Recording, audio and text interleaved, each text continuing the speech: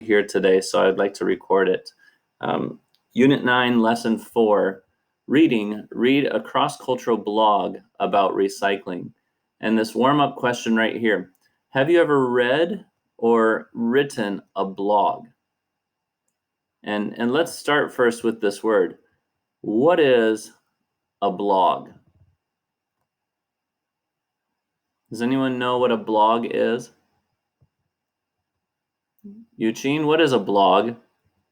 Blog, someone in the Google maybe write the answer, then maybe are not the person responsible.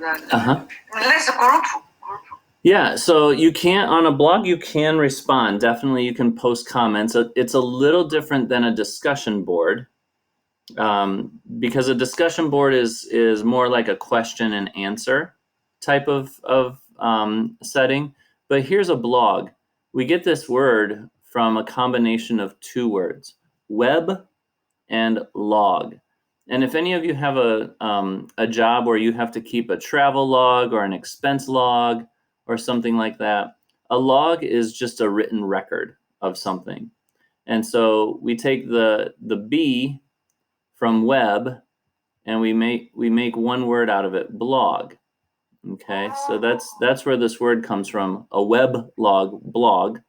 And blogs are very informal styles of writing. They're very similar to a journal or a diary. And as this reading skill box says, it's usually someone's comments on a specific topic. Again, informal, conversational. They're usually organized in reverse chronological order, and that means the most recent topic or the most recent, we call it a post, is at the top, and the older ones go farther down the list toward the bottom one. Anybody can be what we call a blogger, and a blogger is just the author or the writer of a blog. And so if you have a strong interest in a particular topic, you can start a blog and write it. And usually what happens, people will make links, hyperlinks, and connect other authors and people in their field or people related to, interested in the same topic. And so it becomes kind of a community. And so I'm just curious, do any of you read any blogs, or do any of you have blogs that you write? In the past, I've had students who do keep blogs more in their native language, but do any of you read blogs or write for any type of blog?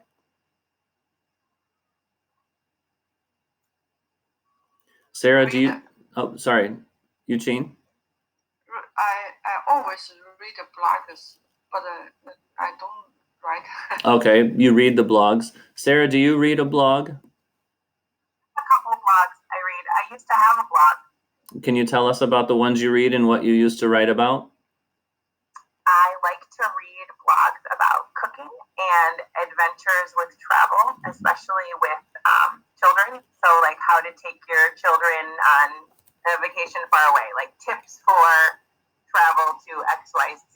I like to read about some parenting blogs on camping with kids or different adventures with kids in Madison. So I like to read those. And when you used to write a blog, what was your topic? It was more like about personal growth and religion. Okay. And spirituality. Good.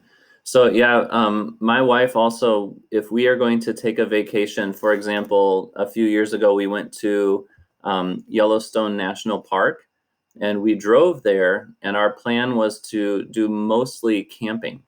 And so she looked at the route on the map that we were going to take, and she read blogs about all of the different stops. So we had 2 or 3 small cities that we stopped in, and she knew, hey, there's a really good a pizza parlor in this town, or there's a really good ice cream parlor in this town.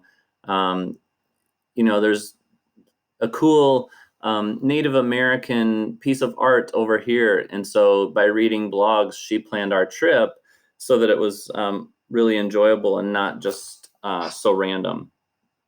I told you all that I like to go camping in the national park called Superior National Forest, the Boundary Waters. It's between the United States and Canada. And I read a blog, and I post some things on that one just to talk about good trip routes, what lakes are best for fishing and stuff like that. So really, whatever your interest is, if it's in making your own computers for gaming, if it's working on automobiles, if it's doing art, or even just listening to a particular kind of music, you can find a blog related to that topic. And if you have an interest, I recommend reading some blogs for a couple of reasons. Number one, when we learn a second language, when we read, we're always learning new vocabulary. And if you have an interest, you have background knowledge. That means you know a lot about that topic already. And so when you're reading new words in a new language, you don't have to worry about new ideas and new concepts. You just see those words being used in a context that you already understand.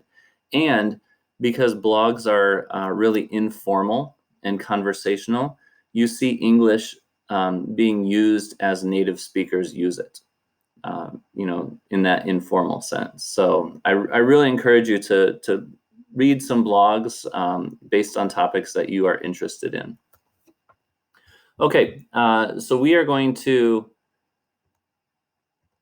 listen to the article here, and it's a blog entry, and it says recycling according to the Swedes. And again, Swedes are people from Sweden. Okay, so I'm gonna stop my recording and make a new recording. So it's just the listening activity. So give me